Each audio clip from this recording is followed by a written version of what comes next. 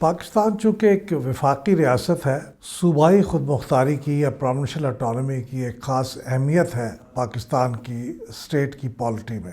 قیام پاکستان سے بھی پہلے صوبائی خود مختاری ایک اہم موضوع رہی ہے۔ وہ صوبے جہاں مسلمانوں کی اکثریت ہے، ان کے مفادات کا تحفظ اسی صورت میں ہو سکتا ہے کہ وہاں پہ صوبائی خود مختاری حاصل ہو۔ اسی لیے قائد اعظم کے 14 نکات کے اندر بھی اس کو خاص طور پہ جگہ دی گئی ہے۔ ہمارے ملک میں جو دستور بنا 1947 سے 1956 تک، یعنی 9 سال، اس کی بڑی وجہ بھی یہ تھی کہ اس پہ اتفاق رائے نہیں ہو رہا تھا کہ صوبائی خود مختاری کتنی ہونی چاہیے۔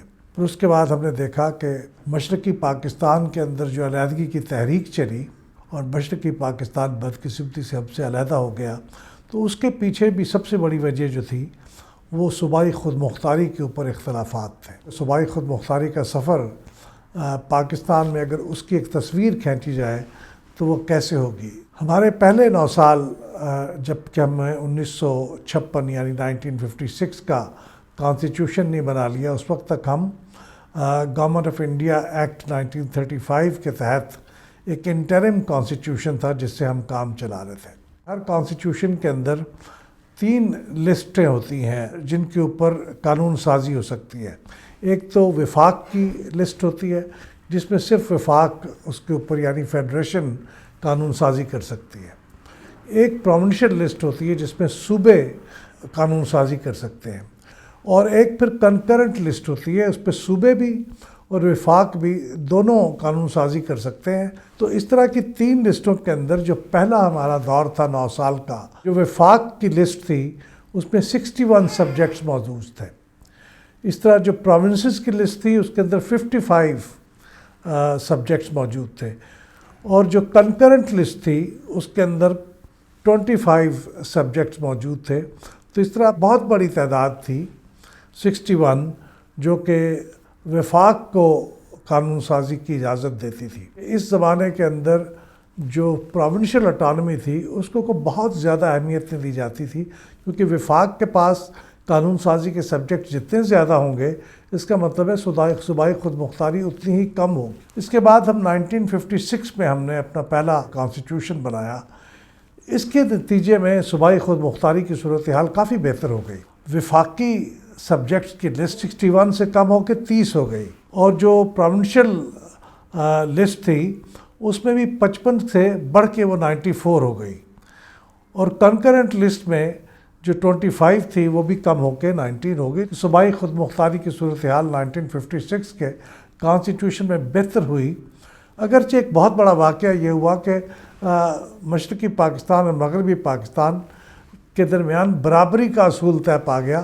حالانکہ مشرقی پاکستان کی آبادی 56% تھی، یعنی مغربی پاکستان سے زیادہ تھی، لیکن پھر بھی ان کی تعداد قومی اسمبلی کے اندر طے پایا کہ وہ برابر ہوگی۔ اس کے بعد 1962 کا کانسٹیٹیوشن آیا جو جنرل ایوب خان نے قوم کو دیا۔ اس میں وفاق کی جو سبجیکٹ کی لسٹ ہے وہ 49 ہو جاتی ہے، 30 سے بڑھ کے وہ 49 ہو جاتی ہے، اور پروونشل لسٹ الگ سے کوئی نہیں بنتی، لیکن یہ کہا جاتا ہے کہ وہ ریزیڈول ہوگا، یعنی جو بچ جائیں گے سبجیکٹ وہ سارے صوبے اس کے اوپر قانون سازی کر سکتے ہیں۔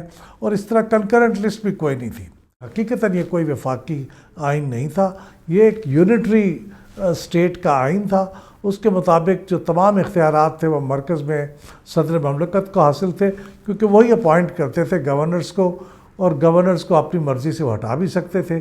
تو اس کا مطلب ہے کہ صوبوں کی چیف ایگزیکٹو بھی انہوں نے اپوائنٹ کرنے ہیں، تو تمام اختیارات کا منبع جو تھا وہ صدر مملکت ہی تھے۔ اس کے بعد ہم نے بالآخر 1973 کو ایک نیا دستور بنایا مشرقی پاکستان کے علیحدگی کے بعد، اور اس دستور میں ہم نے 59 سبجیکٹس ایسے رکھے جو وفاق کے پاس تھے، اور باقی جو سبجیکٹس تھے وہ ریزیڈول تھے، وہ تمام صوبوں کے پاس چلے گئے۔ لیکن ایک کنکرنٹ لسٹ بھی تھی جس کے اندر 47 سبجیکٹس رکھے گئے۔ آگے جو صوبائی خود مختاری ہے وہ کتنی حاصل تھی کہ 1962 سے تو بہتر تھی، لیکن کیا وہ 1956 سے بھی بہتر تھی؟ اس کے بارے میں مختلف خیالات پائے جاتے ہیں۔ 2010 میں صوبائی خود مختاری کے کانٹیکسٹ میں ایک بہت اہم مائل سٹون عبور کیا جب ہم نے 18ویں ترمیم کانسٹیٹیوشن کی پاس کی۔ اس میں ہماری صوبائی خود مختاری میں بہت اضافہ ہو گیا، اور اس میں اگر ہم دیکھیں تو اس وقت اگرچہ وفاق میں 71 سبجیکٹس شامل ہیں وفاقی لسٹ میں، لیکن در حقیقت وفاقی جو سبجیکٹس ہیں ان کی تعداد صرف 53 تھی، کیونکہ باقی جو 18 سبجیکٹس تھے وفاق میں وہ تھے جن کے اوپر قانون سازی صرف کونسل آف کامن انٹرسٹ کی مرضی سے ہی ہو سکتی تھی، CCI، اور کونسل آف کامن انٹرسٹ میں وفاق اور صوبوں کی نمائندگی برابر تھی 4-4۔ تو اس کا مطلب یہ ہوا کہ وفاق کی جو قانون سازی کے سبجیکٹس تھے وہ صرف 53 تھے، اور باقی جو قانون سازی کے بارے میں ریزیڈیول اختیارات تھے وہ صوبوں کو حاصل تھے، اور پھر ایک جو کنکرنٹ لسٹ تھی اس کا خاتمہ کر دیا گیا تھا اور اس کی بیشتر تعداد صوبوں کو مل گئی تھی، اور کچھ وفاق کے پاس پارٹ 1 جو کہ وفاق کا خالصتاً سبجیکٹس تھے، اور کچھ پارٹ 2 جو وفاق کی وہ لسٹ تھی جو سو کالڈ وفاق کی تھی لیکن حقیقتاً وہ کونسل آف کامن انٹرسٹ کے تحت آتی تھی۔ یہ تمام اور ان جیسے کئی ایشوز پر اگر آپ انالیسس دیکھنا چاہتے ہیں تو پھر PILDAT یوٹیوب چینل کو سبسکرائب کیجئے، بیل کے بٹن کو دبائیے تاکہ آپ ہماری ہر نئی ویڈیو ریلیز ہوتے ہی دیکھ سکیں۔